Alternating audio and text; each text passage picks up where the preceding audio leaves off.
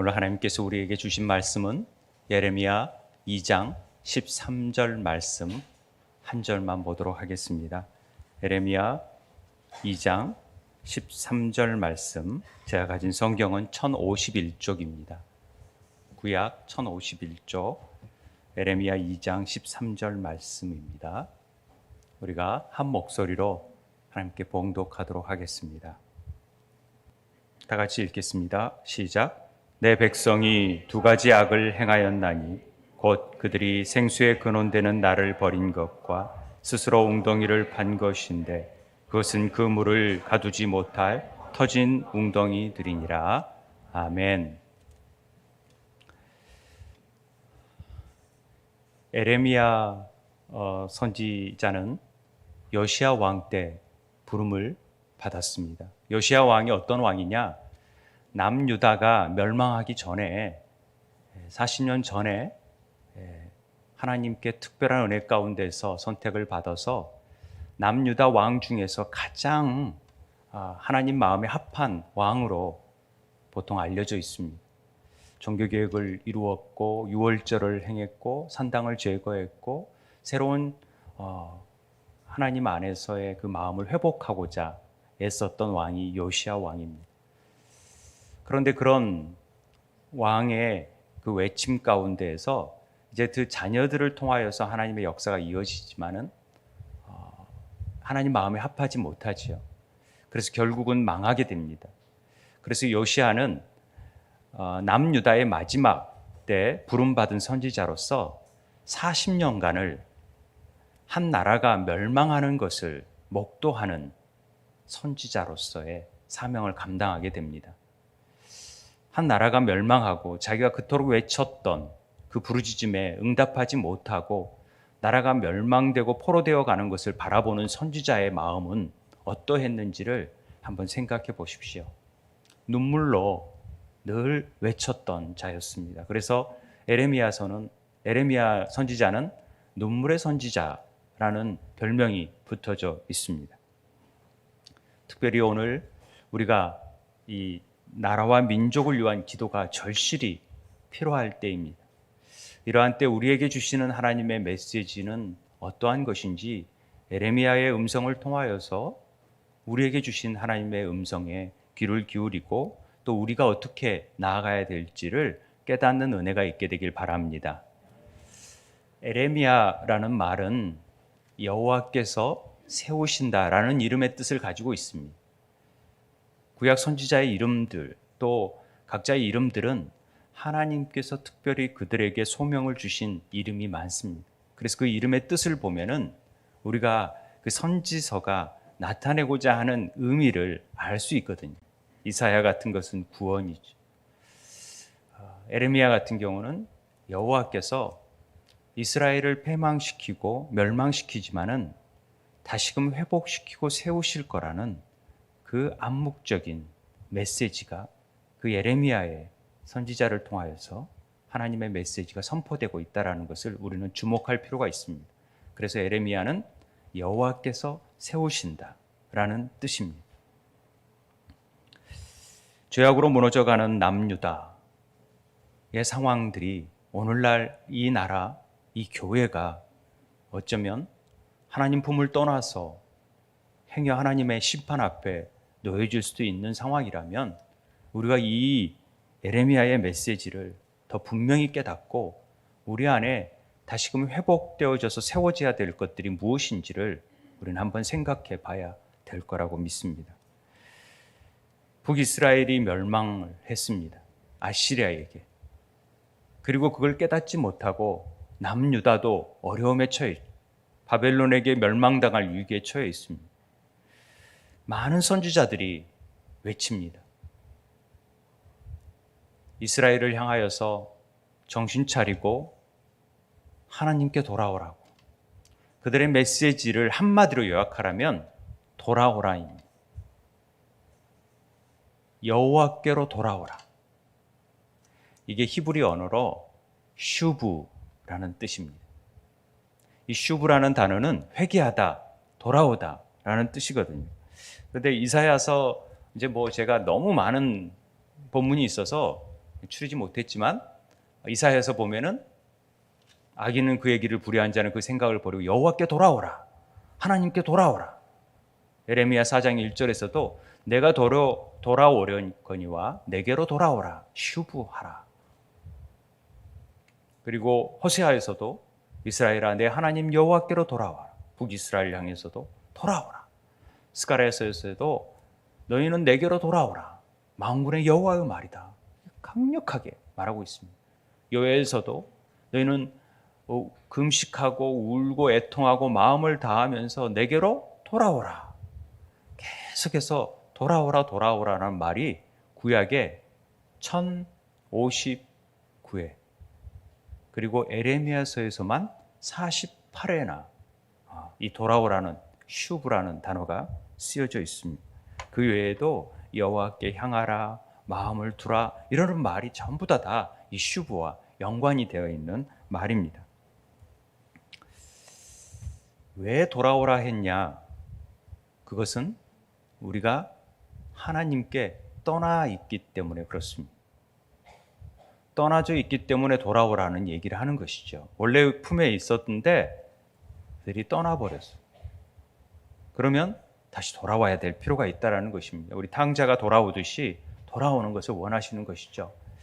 그런데 죄라는 게 뭐냐? 우리가 죄를 얘기할 때 죄의 의미를 굉장히 의미가 신학적으로나 많은 신학자들 나름대로의 죄의 의미들을 다른 의미로 둡니다마는 우리 개혁 신학에서는 죄라는 것을 분명하게 하나님을 떠난 자가 죄라고 얘기를 합니다.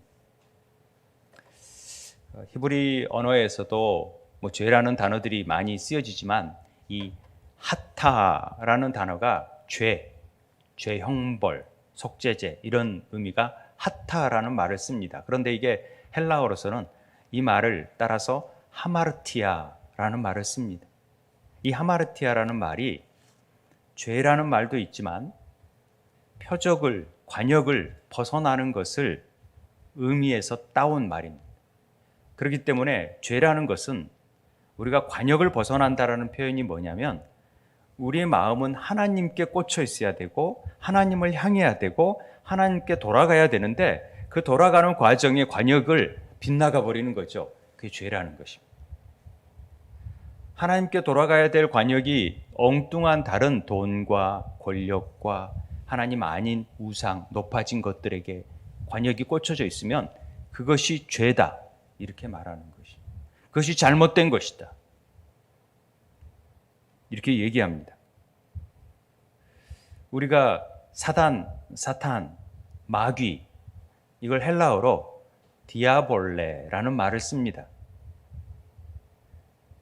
게임에서도 디아볼레라는 이 마귀들과 싸우는 게임이 있던데 디아볼리스라는 말은 중상자, 비방자, 마귀라는 뜻인데 이게 분리하다라는 뜻이 있어요. 디바이드라는 말처럼 디아발로라는 말로 히브리어가 나눠지거든요. 그러면 뭘 통해서 던져져 버린 거죠. 하나님의 품 안에서 멀리 떨어져서 던져져 있다라는 경우가 마귀입니다. 마귀는 자꾸 하나님께 떨어져 버리게 만듭니다. 이게 분리하고 나누고 자꾸만 하나님과 밀착되고 하나 되려고 하는 우리들을 사단 마귀들은 자꾸만 떨어지게 만드는 것입니다. 이게 마귀의 속성인 것이죠. 그래서 디아볼로라고 얘기를 합니다. 그런데 하나님은 늘 우리와 하나 되기를 원하세요. 우리를 구별하신 것은 세상 가운데서 우리를 특별하게 구별하셔서 그리스도께로 하나 되게 만드시는 거예요. 그래서 포도나무에서 떨어지면 안 되고 붙어 있으라라는 표현이 나오는 거예요. 그러니까 늘 우리는 에하드, 하나 돼야 되는 거예요. 예수님께서 요한복음에서 가장 중요하게 여기는 장이 우리는 보통 요한복음 17장에 예수님께서 하나님께 기도하는 내용이 나옵니다. 그게 제사장적인 기도라고 얘기하는데 그 기도의 골자가 뭐냐면요, 하나님이 저와 하나 된 것처럼 저들도 나와 하나 되기를 원합니다 라는 말입니다. 우리가 하나 된 것 같이 그들도 하나 되게 하려 함입니다 라는 말이 요한복음 17장에 가장 중요한 일입니다. 그래서 우리는 어떻게 하면 그리스도와 하나 되고 십자가와 하나 되고 다 하나님과 하나 되려고 하는 마음을 가져야 돼요. 그런데 그것들을 자꾸만 분리시키는 일은 사단이 하는 일이고, 분리돼서 떨어져 나가는 것은 죄다 이렇게 말하는 것입니다. 그래서 떨어져 나간 자들을 다시금 돌아오게 하는 일이 뭐냐? 슈브. 그 돌아오는 일이 회개다.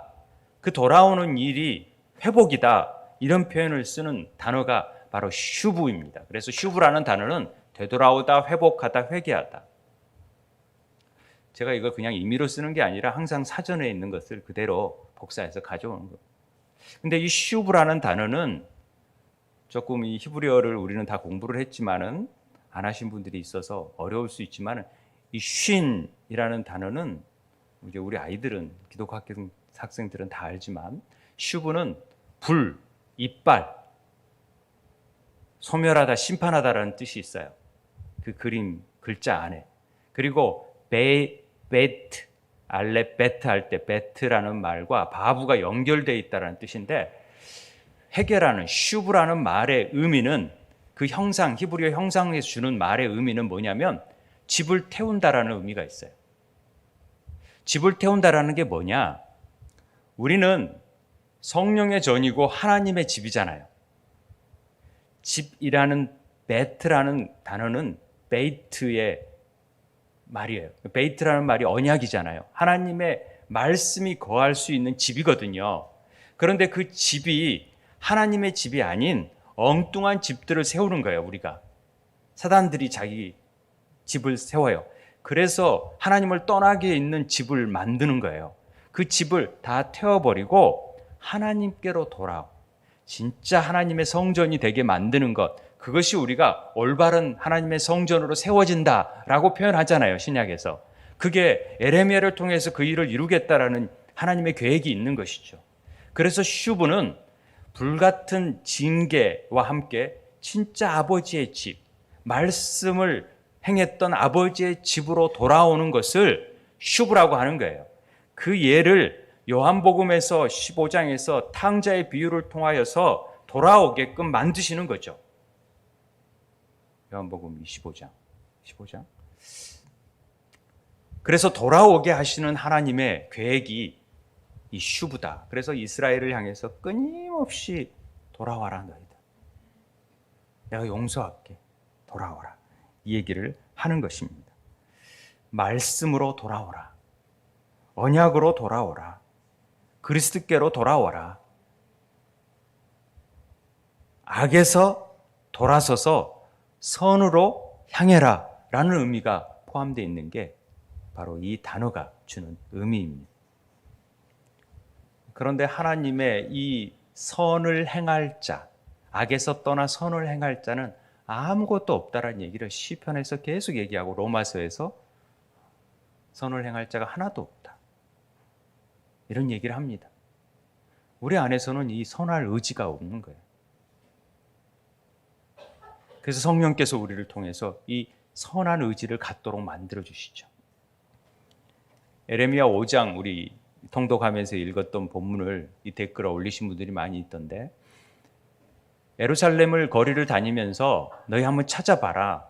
만일 정의를 행하며 진리를 구하는 자가 한 사람이라도 있으면 내가 이 성을 용서하겠다. 아니, 소돔과 고모라 성은 의인 10명만 있으면 내가 용서하겠다고 했는데 50명에서 45명, 40명, 30명, 20명, 10명 그랬는데, 야, 내가 지금 유다 성을, 예루살렘 성에서 한 사람만 정의를 찾고 진리를 구하는 자가 있다면 내가 용서할게. 없다라는 거죠. 없다. 결국은 남유다가 멸망하게 되는 원인 아니겠습니까?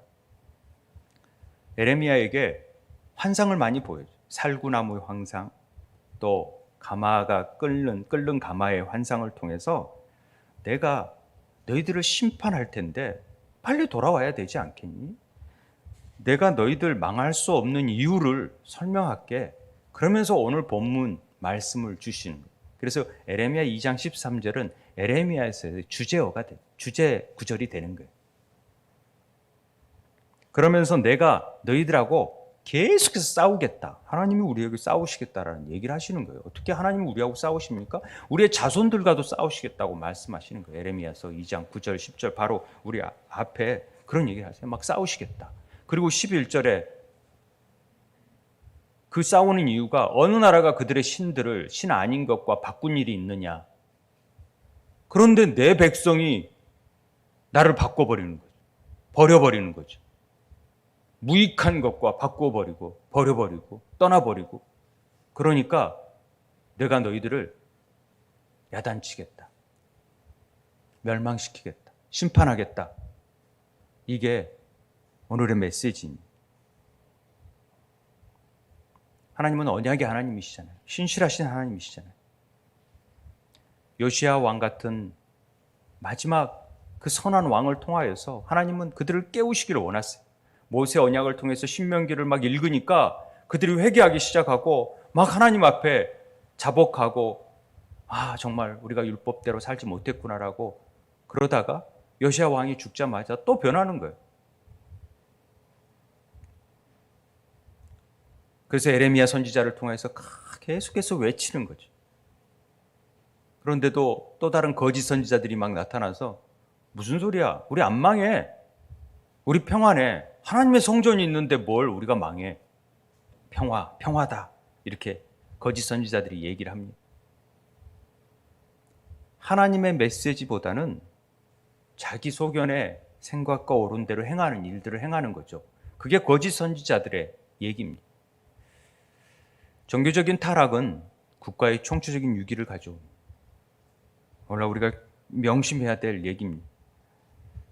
그래서 지금 남유다의 근본적인 문제를 에레미야의 입을 통해서 하나님은 지적합니다.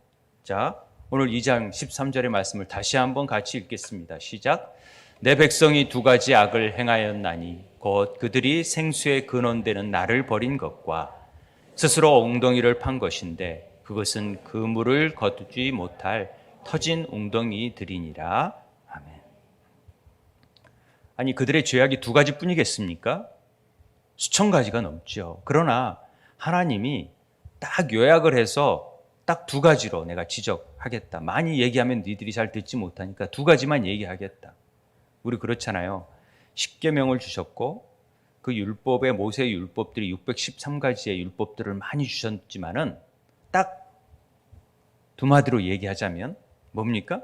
하나님 사랑, 이웃 사랑.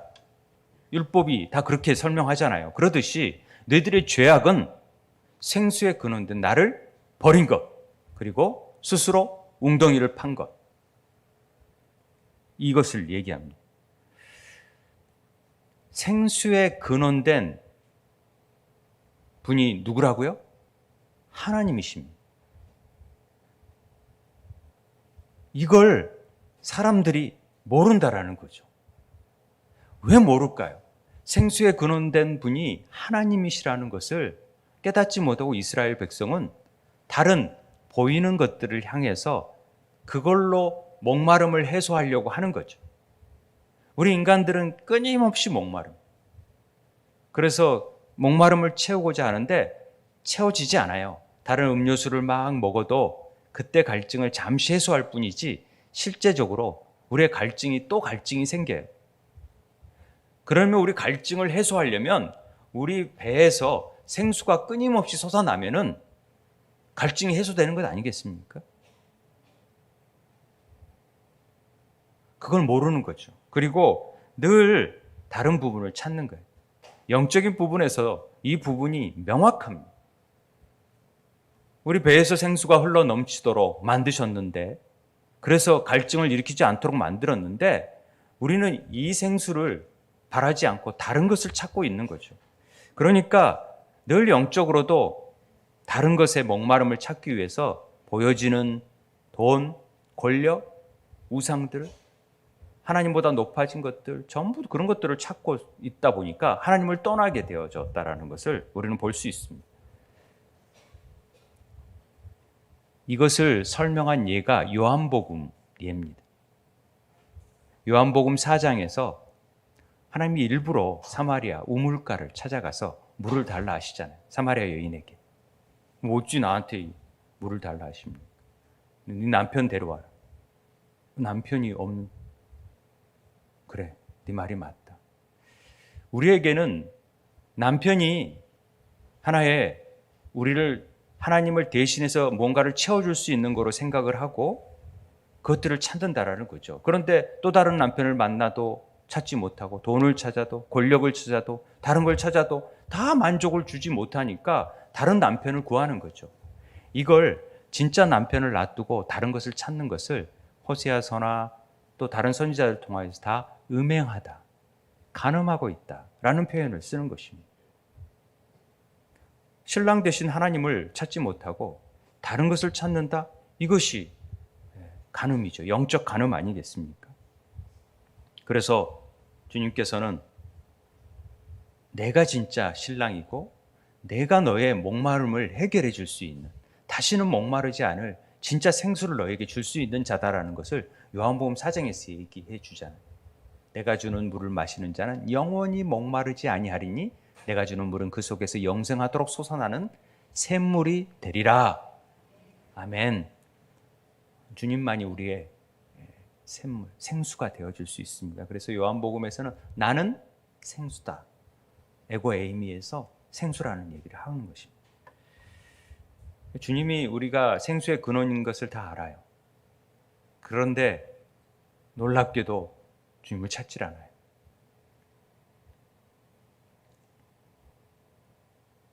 그리고 다른 것을 찾아요. 왜 그런지 모르겠어요. 아마도 보여지는 것과 보이지 않는 것의 차이인 것 같아요. 제가 지저스 올이라는 책 여러분들이 한 번씩은 읽어보셨을 수도 있고 읽지 않은 분도 있겠지만 지저스 올이라는 책 중에 이런 부분이 있습니다. 내 마음대로 살면 행복할 줄 알았다. 그런데 이상하게도 세상에서 방황할수록 공허함은 더해갔다. 세상적인 쾌락의 우물에서 물을 길어 마실수록 갈증은 더해갔다. 하나님과 동떨어진 쾌락을 향해 달려갈수록 참된 만족에서 더 멀어지는 것 같았다. 자아와 죄의 구렁텅이에서 나의 진짜 모습은 하나씩 망가져만 갔다. 삶이 왜 내 뜻대로 풀리지 않는지 이해할 수 없었다. 내가 뭘 잘못했는지, 어디서부터 잘못되었는지 도무지 알 수 없었다. 사실 우리의 고백인 것 같았어요. 우리 뜻대로 뭔가 열심히 하려고 최선을 다해서 살지 않습니까? 그런데 그 최선을 다한 결과가 때로는 만족하지 못한, 점점 더 우리의 갈증은 더하고 뭔가 채워지지 않는, 뭔가 부족한 부분이 도대체 어디서부터 잘못되었는지 알지 못할 때가 있다는 것이죠.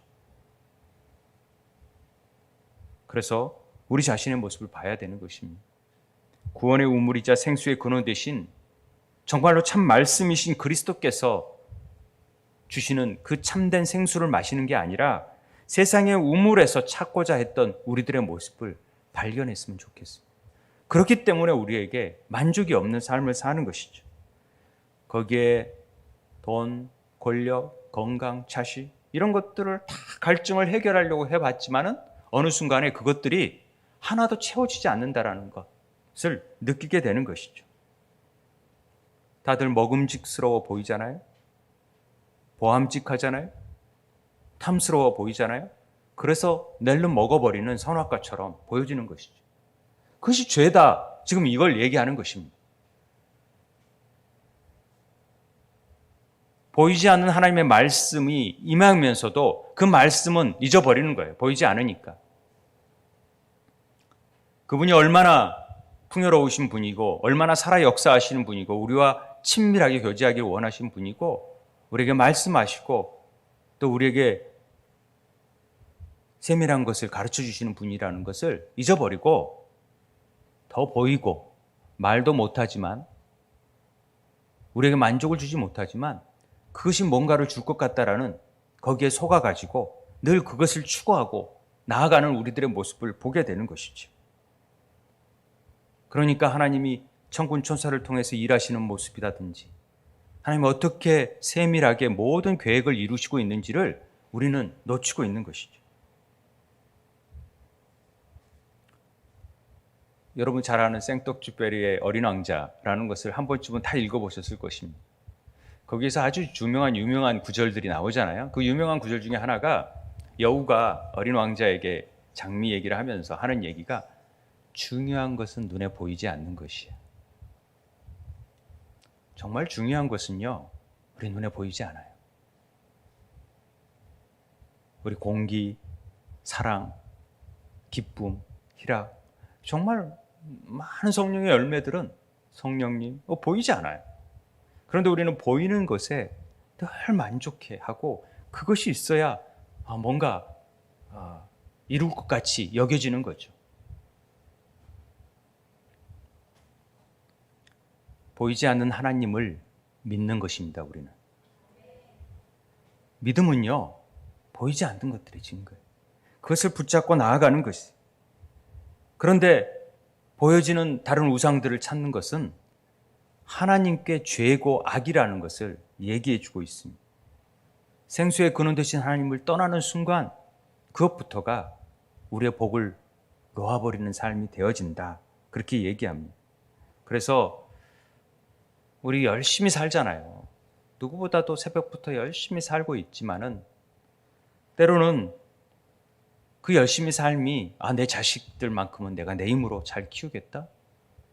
또 내가 놓은 문제만큼은 내가 신경 쓰지 않게끔 지금 열심히 일해야겠다 라고 생각하지만은 그 일이 하나님을 떠난 삶이라면, 하나님을 떠나서 그 일을 행하고 있다면은 이것들은 오히려 죄고 터진 웅덩이에 삶을 사는 것이다 라는 얘기를 하는 것입니다.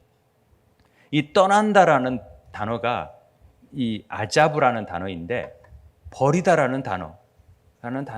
그러니까 하나님을 떠나는 일은 하나님을 버려버리는 거예요.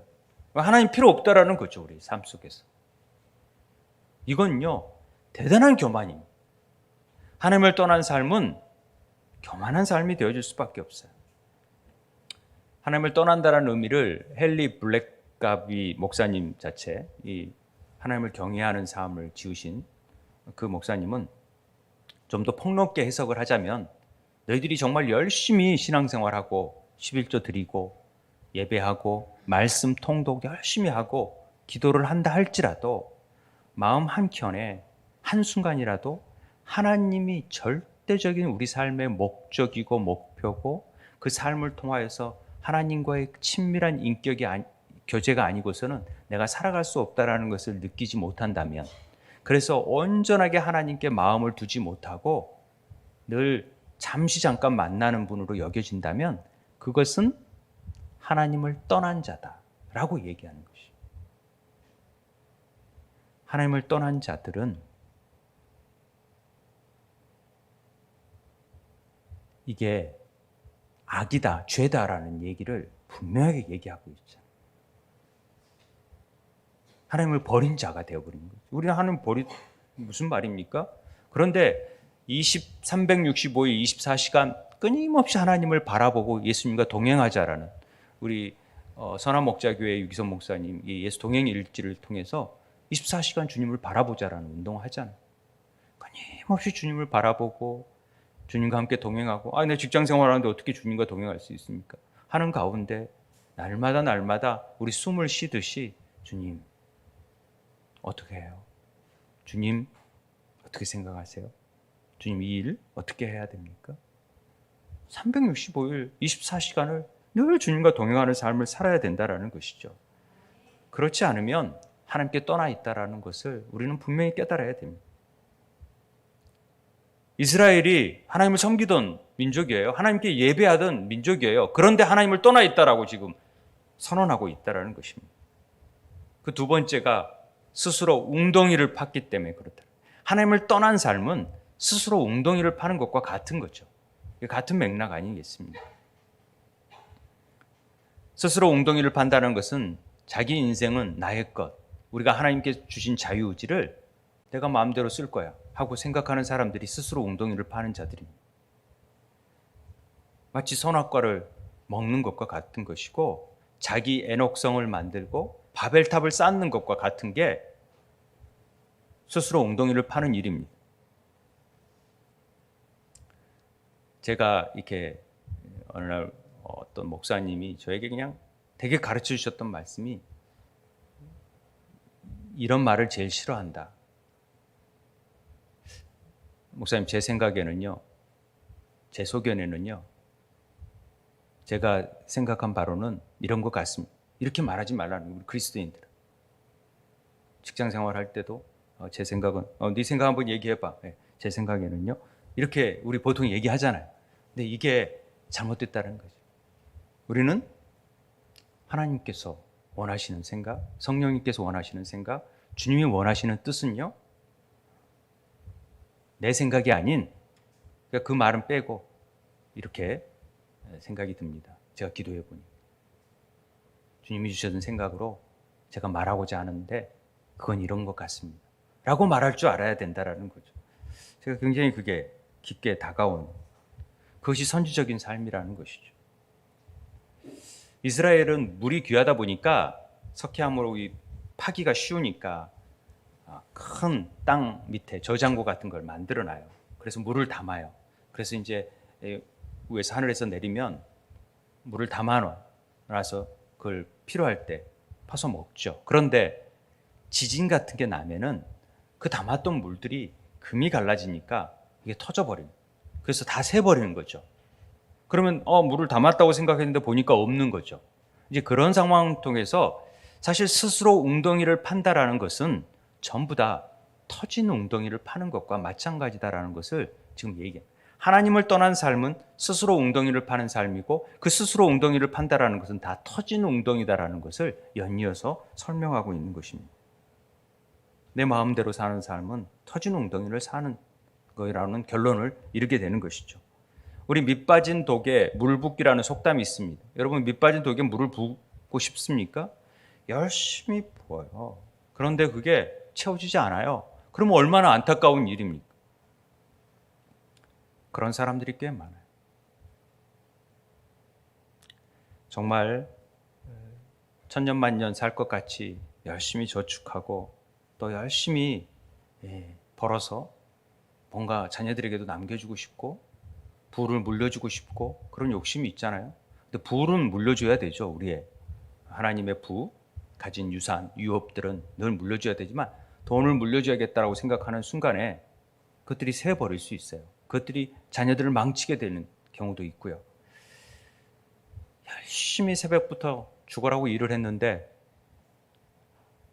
그래서 뭔가 살만하려고 한데 열심히 유학 가서 박사학위를 따놓았는데 뜻하지 않는 병에 걸려서 얼마 남지 않았다라는 얘기를 제가 많이 들었어요.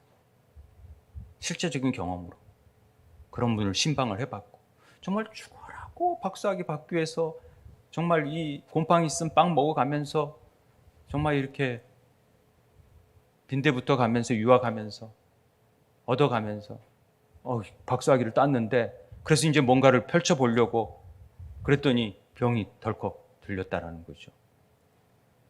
직장생활 가운데 정말 열심히 죽어라고 막 날밤 새면서 술상무하면서 열심히 살았는데 딱 하니 암에 걸려. 이게 뭐지? 내 인생에 남는 건 뭐지? 내가 이러려고 이랬나? 이런 분들이 꽤 있다라는 거죠. 열심히 일하지 말자는 얘기가 아닙니다. 무엇을 위해서 우리가 일할지를 잘 봐야죠. 4차 혁명을 일으키는데 초석이 되었던 것은 저는 스마트폰이라고 생각을 합니다. 굉장한 혁명이었죠. 그 폰을 만들었던 한 사람이 부와 권력 뭐든지 다 가질 수 있는 삶인데 어느 날 갑자기 췌장암에 걸려 어떻게 할 수가 없는 거예요. 얼마나 안타까운 일인지 몰라요. 우리 삶이 참 그래요. 말은 푸른 풀과 같고 안개와 같이 쉬 사라져 버릴 존재들이에요. 하나님이 불면은 그 순간 우리는 아무것도 없어요. 그런데 하나님이 그 짧은 삶 가운데서도 하나님의 심판대 앞에서 뭔가를 남길 것들이 있어야 되지 않겠습니까? 저 하나님 뜻대로 살았습니다라고 고백할 수 있어야 되는데 내 뜻대로 살다가 갔을 때는 아무것도 없다라는 거죠. 나는 나름대로 열심히 살고 부를 이루고 내 노후를 위해서 준비하고 정말로 많은 것들을 이루고 좋은 아파트, 좋은 집, 물려줄 것들 걸 다 차고 나는 이제 다 이루었다라고 생각하는데 하나님 앞에 가봤더니 아무것도 네 건 아무것도 없는데 이러면 무슨 소용이 있겠습니까? 다 터진 웅덩이라는 것이죠. 제가 유퀴즈라는 프로를 가끔 봐요. 다양한 사람들이 나와서 면담을 하고, 뭐 윤석열 대통령도 거기 나와서 이렇게 얘기를 하더라고요. 그런데 보이지 않는 정말 잊혀진 사람들이 나와서 얘기하는데, 예전엔 그 푸른나무재단의 김종기 명예이사장님이 나온 얘기를 들었어요. 저는 푸른나무재단이 뭐 하는지를 몰랐거든요. 근데 그분의 얘기가 얼마나 가슴이 아프던지요. 20년 동안 열심히 일해왔어요. 자식들. 근데 자녀들이 정말 기대에 부응하도록 맨날 1등만 하는 거예요. 아들이. 그런데 그 아들이 어느 날 옷에 흙을 묻혀오고 또 상처가 있고 왜 그러지 얘가? 근데 몰랐다라는 거죠. 그래도 어느 날 걔가 아파트에서 뛰어내려. 그런데 다행히 차 위에 떨어져 가지고 살아요. 그런데 다시 올라가요. 다시 올라가서 2번 떨어져요. 그래서 결국 죽어요. 그 과정을 그냥 평범하게 얘기하는데 그게 쉽게 얘기할 내용은 아니잖아요. 그분이 아버지의 이름으로라는 책을 썼더라고요. 제가 그래서 한번 읽어봤는데 그 가운데 이런 내용이 있어요. 끝없이 몰려들던 일과 사람들, 살뜰하게 내조하던 아내, 건강하게 밝게 자라는 아이들, 이 모든 것이 한순간 끝났다. 대현이가 죽었다. 나는 어느새 칼날 위에 서 있었다. 인생의 목적을 거기에 두고 열심히 일했던 삶인데, 가족들을 위해서 열심히 일했던 삶인데 한순간에 무너져 버립니다. 칼날 위에 서 있는 같이 그의 삶이, 그래서 직장을 다 때려치우고 그때부터 삶의 방향이 바뀌어집니다. 그가 뭘 하냐면 학교 폭력을 없애는 일을 그때부터 하기 시작했어요. 그래서 지금까지 하고 있습니다. 그러나 여전히 학교 폭력은 존재합니다. 제 이분의 그 노력을 수포로 만들고 하는 것은 아니라 얼마나 거룩한 뜻을 가지고 지금 행하시는지 제가 굉장히 그 재단에 관심을 가지고 지금 보고 있는데, 우리 일들이 한순간에 그렇게 무익하게 될 일이 있어요. 내가 정말 그 아들 하나 바라보고 일했는데 아들이 덜컥 하나님 부름을 받았다면 얼마나 우리 삶이 그렇습니까? 모든 것들을 하나님께 맡길 줄 알아야 돼요. 하나님이 돌보실 수 있도록 만들어야 돼요. 우리는 그런 청직이 아닙니까? 자녀들도 재산도 그런 하나님의 것을 다루는 자들이라는 분명한 의식을 갖지 않으면 우리 안에 터진 웅덩이가 되어줄 수 있다는 것을 말씀드리는 것입니다. 다시 코로나가 확진되고 있잖아요. 재유행이 된다고 말들 합니다. 그게 좀 두려운 것은 아닙니다. 저는 오히려 이런 바이러스에 감염됐지 않았나 하는 생각을 해봅니다. 예전에 나온 책이지만 요즘 다시 또 재판돼서 막 나오던 책이 있던데, 어플루엔자라는 책입니다. 읽어보신 분도 있을지 모르겠지만 이 어플루엔자라는 말은 합성어입니다. 어플루언트, 풍부하다라는 뜻이죠. 막 풍요롭이 흘러나온다. 근데 인플루엔자라는 말은 유행성 감기를 뜻합니다. 이 풍부와 유행성 감기가 합성되어서 우리나라 말로 한다면은 이 어플루엔자는 풍요병입니다. 풍요감기입니다. 이 병에, 이 감염, 바이러스에 감염된 사람들은 우리 현대인들이 끊임없이 더 많은 것을 추구하는 부자병에 걸려 있다는 거죠. 그리고 소비 중독증 바이러스에 걸려져 있어서 여기에 한번 중독된 사람들은 무력감에 빠지고 과도한 스트레스를 받고 막 채워지지 않는 욕구 때문에 더 많이 소비하고 싶고 쇼핑 중독, 우울증에 시달린다는 얘기가 적혀져 있습니다. 그리고 여기 감염된 대부분의 사람들이 자신의 가치를 다른 사람보다 높이기 위해서 더 많은 소비를 하고, 그 소비가 되어지지 않았을 때는 막 짜증이 나고 막 흥분하고 저 사람은 좋은 핸드폰을 가지고 있네? 나는 더 좋은 걸 가져야 되지? 저 사람은 더 멋진 옷을 입었는데 나는 더 좋은 걸 입어야 되지? 난 그러지 못하고 있는데, 이런 거에 대한 우울감 막 이런 것들에 대해서 정신적인 고통 안에서 다 헤매고 있다는 것들이 바로 어플루엔자라고 얘기하는 것입니다. 저는 이 시대가 전부 다 이런 터진 웅덩이 속에 있다라는 것이죠. 막 담고 싶은데 거기에 더 정신병으로 갈망돼 있고 다 바이러스에 헤매고 있고 코로나니 뭐니 바이러스에 막 다 휩싸여서 공포 속에서 헤매고 있고 있다라는 것입니다. 마치 우리 까미의 시지푸스 신화에 나오면 신들이 시지푸스에게 벌을 내리죠. 돌들을 막 올리게 하는데 올려놓으면 제자리로 돌아와 버려요. 제자리로 돌아와. 우리의 삶이 열심히 탑을 쌓았는데 무너져 버려요. 얼마나 이게 안타까운 일입니까? 다 터진 웅덩이라는 것이죠. 터진 웅덩이. 시편 127편의 1절에 이렇게 표현합니다. 한번 같이 읽을까요? 여호와께서 집을 세우지 아니하시면 세우는 자의 수고가 헛되며 여호와께서 성을 지키지 아니하시면 파수꾼의 깨어 있음이 헛되도다. 이렇습니다. 솔로몬은 부와 권력을 가진 자이지만 다 누려봤지만 여호와께서 함께하지 않으면 이게 다 헛것이구나 라는 얘기를 하는 것입니다. 우리 삶에 하나님 없이 할 수 있다라는 생각들 가진 것들이 교만이고 터진 웅덩이라고 얘기했잖아요. 얼마든지 내가 다 이룰 수 있다라고 생각하는 그 교만이 한순간에 무너져 버리는 경우를 너무나도 많이 봅니다. 우리 삶에 이런 터진 웅덩이에 물을 채우는 사람들이 너무 많아요. 그러면 이 터진 웅덩이를 어떻게 하면 메울 수 있을까요? 그것은 이사야 12장 2절 3절에 보라 하나님은 나의 구원이시라 내가 신뢰하고 두려움이 없으리니 주 여호와는 나의 힘이시며 나의 노래이시며 나의 구원이심이라. 그러므로 너희가 기쁨으로 구원의 우물들에서 물을 기르리로다. 깊은 우물에서 끊임없이 물을 기를 줄 알아야 돼.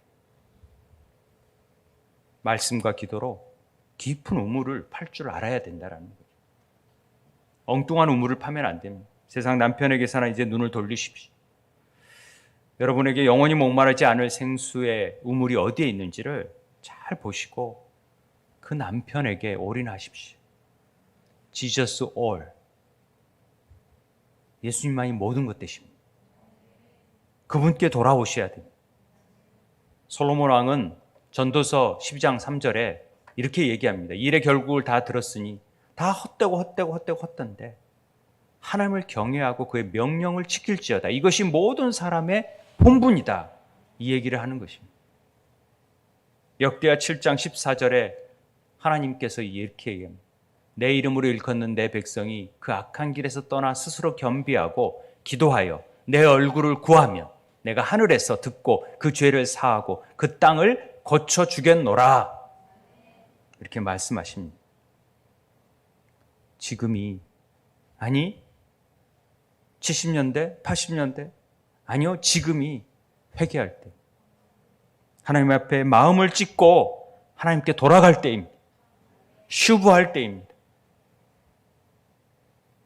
하나님 없이 내 힘으로 살겠다고 했던 내가 애썼던 삶을 다 내려놓고 주님 앞에 엎드려서 자복하고 회개하고 금식하고 기도할 때입니다. 나라를 위해 민족을 위해 하나님의 소명을 위해 기도할 때입니다. 생수의 근원이신 하나님을 버리고 인본주의에 찌들어졌던 삶을 다 태워버리고 하나님께로 돌아가야 될 때입니다. 그럴 때 터진 웅덩이는 복의 웅덩이로 변할 것이고 복이 줄줄 새나가던 터진 웅덩이가 주님의 손으로 막아지고 채워지고 그게 흘러넘쳐서 다른 사람들에게도 그 복이 나아갈 수 있는 삶이 될 것입니다. 오늘 우리가 혹시 다른 것을 찾고 있는 건 아닌지, 정말 중요한 하나님이 우리 안에 성령을 주셨고 그 성령을 구하지 않고 헛된 것을 향하여서 우리는 달라고 기도하고 있는 것은 아닌지, 주님의 얼굴을 구하며 도와달라고, 하나님 제가 정말 주님 한 분만을 구하겠다고 이 시간 회개하며 기도했으면 좋겠습니다. 잠시 우리 잠깐 하나님 앞에 하나님, 제가 하나님을 떠나 있는 삶이라면, 관역에 빗나간 삶이라면 그 관역을 제대로 볼 수 있도록 성령께서 깨우쳐 주시고 스스로 웅덩이를 파는 일이 없도록 지금 그 웅덩이, 터진 웅덩이가 있다면 주님께서 만져주시고 고쳐주셔서 악한 길에서 떠나서 주님만을 바라볼 수 있는 삶이 되게 도와주십시오. 우리 함께 기도하도록 하겠습니다.